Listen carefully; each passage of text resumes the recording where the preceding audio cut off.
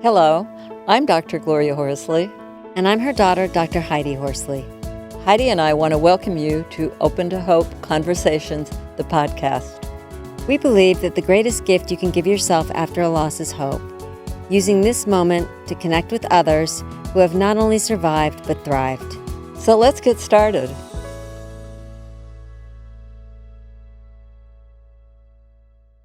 Welcome to the Open to Hope show. I'm your host, Dr. Gloria Horsley, with my daughter and co-host, Dr. Heidi Horsley. Well, Heidi, we are going to have a wonderful person on the show today who's done some great things in helping with advocacy, and we're going to talk about healing through advocacy. Do you want to introduce our guest? Absolutely, Mom. Our guest knows a lot about healing through advocacy. Her name is Ruth Markel. Due to the circumstances surrounding the murder of her son, Dan, Ruth has appeared on 2020, Inside Edition, and Dateline NBC. She also participated in the hit podcast Over My Dead Body by Wondery. In 2016, Ruth was cut off from her grandsons. Ruth used advocacy to inspire the Florida state legislature to pass a grandparent visitation bill known as the Markel Act. In 2023, Ruth was awarded the 2023 Agnes Furry Victim Survivor of the Year as part of the National Crime Victims' Rights Week. Ruth has a book that she has written called The Unveiling, A Mother's Reflection on Murder, Grief, and Trial Life. Welcome to our podcast, Ruth. Oh, thank you so much. I'm really delighted to be here, and I really, really appreciate the idea that you have an emphasis on hope. And it's a very strong message because, as everybody says to me, and I'm sure a lot of your other people and yourselves, they don't know how I got out of bed. So I think that this is a very important part of recognizing people should acknowledge their grief, stay as long as they need to be in grief. But my sort of adventure, let's call it, is from grief to advocacy. Your son Dan was murdered by a hitman. 9 years already. It was July 2014. So it's really quite a process because a lot of trials been on and a lot going on. So you've had to go through a lot. What's the difference between just a sudden death and a murder? There is a big difference. And let me tell you a little bit. I did write a book called The Unveiling, and it's a mother's reflection on murder, grief, and trial life. And one of the reasons I wrote the book was, the first one was to talk about my experience in only starting grief at the point of a ritual of having an unveiling, which is when a tombstone is put on the gravesite. But the second reason, and the more important one, is to really open the curtains, lift the veil, and show the public what it's like to be in the trial life. And this story, thank you for the introduction, it has glitz and glory and so forth, but homicide does not discriminate. Let me just quickly tell the audience about Dan. He Sure. was a law professor. He was a kid that grew up knowing that he wanted to go to an Ivy League school. He had 3 in mind, and he applied to them and got into Harvard and went and was a huge overachiever and an incredible kid and an incredible man, just to put it out there for our audience. Because as you said, homicide does not discriminate. A homicide survivor, that's what we are. We're homicide survivors, which is a psychological term relating to sudden death. With this sudden death of a homicide, you have many times, and I was one of them, where you're numb, you're not able to cry right away, and you have something which is described in some of the now new research as grief spasms. It's not grief waves, it's spasms. All of a sudden something happens and you're viscerally change and go into that grief moment. It can last, I only had one of those, but it did last for 1 or 2 days. But what's more important is not just the homicide survivor, which is what I call the psychological. You're now a victim in the criminal system. And that's another whole interaction. This is different than other deaths because it's long-term. So the victim experience, how it differs from other experiences related to death, is that you have to be in the criminal system for a very long time. And that's why I call the book The Trial Life. And it just deals with the roller coaster of hearings, the roller coaster of appeals, the roller coaster of changes. They call continuances. They should really say postponements, but it means that's what it is. There's trials are not happening. And we had 5 or 6 plus going through the pandemic.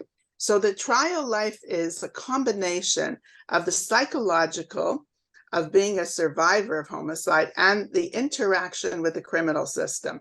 And just to give you an example how this works, just a few months ago, at one of the school shootings, the person who was the offender, he didn't get the death penalty.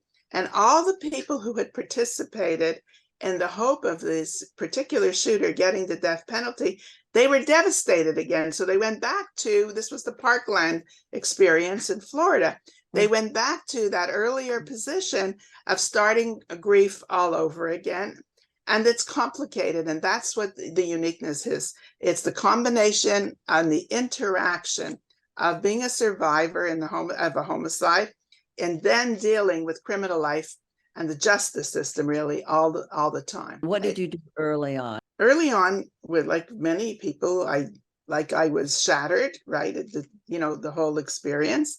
And then I also had another problem, which became after some of the arrests. So Dan was murdered in 2014. The arrest occurred in 2016. Following that, we were cut off from seeing our grandchildren. And it was at that point that I, for the first time, really got physically ill, meaning I had AFib and so forth. The grandchildren, on top of the loss of the grandchildren, on top of the murder, was a very difficult moment for me. But what happened was I decided to become very active on the grandchildren issue. My son's murder, my son's death, I couldn't do anything about it. You can't reverse it.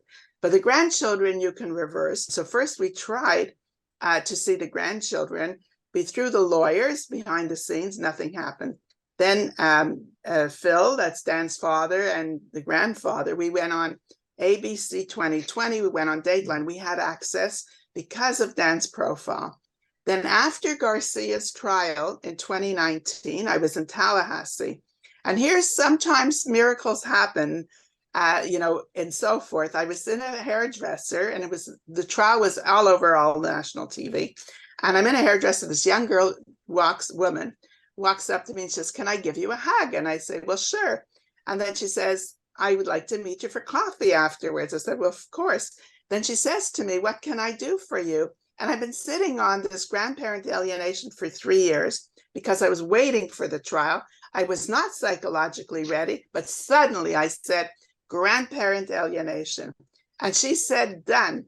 What does that mean? We created a community. We used social media. Through her contacts, we got lobbyists. You have to be persistent. And sometimes when you're grieving, you don't have that energy to be persistent. So the next thing in a circumstance of advocacy, create a community around you, create advisors, use them. I would say the most important message besides creating the community is being open, being really open to learning on the spot. And we were fortunate in January 2022, we were able to get the legislation passed, and it became the Markel Act. Ruth, you had to find the right people and also teach yourself. And they had, you worked as a team, but they educated you, and you had to teach yourself through education about how to be an advocate and how to get bills passed and what you needed to do. Yes, and here I'm sitting in Toronto, a Canadian, and Right. this is in the Florida legislature. Wow. I could stop now, but I'm not, meaning now I'm doing what I call intentional advocacy, which is the next step in continuing to allow the public, it's really for the public, how are you going to plan what the families can do as a result of school shootings? I'm working with therapists, and I'm also working a lot with lawyers. Sensitivity to compassion. The lawyer has to understand where is the person in the criminal system. You can describe your terms and so forth, but if you don't understand how psychologically traumatized that victim or homicide survivor is, none of your legal work is going to be that effective when you're communicating. So it's a whole question of continuing in what I'm calling today intentional advocacy, also positive well-being, where I'm helping people shift and pivot from being stuck in Mhm. whatever the situation could be of their loss, and how after you give yourself time, I don't rush anybody. It can be 2, 3, 5 years. But the point is, when you say to yourself that you can do something more, my new mantra, so to speak, is don't get lost in the loss. Don't get lost in the lost in the loss. loss. Don't get LOST in the Mhm. loss, LOSS. Okay, I want to know how Ruth's taking care of herself. Personal life, well, I did spend, I have to tell you, it was really nice.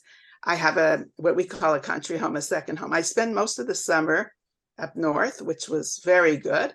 I went swimming in the morning 2 times a week. After swimming, I went for massage and an osteopath treatment because I know I needed those.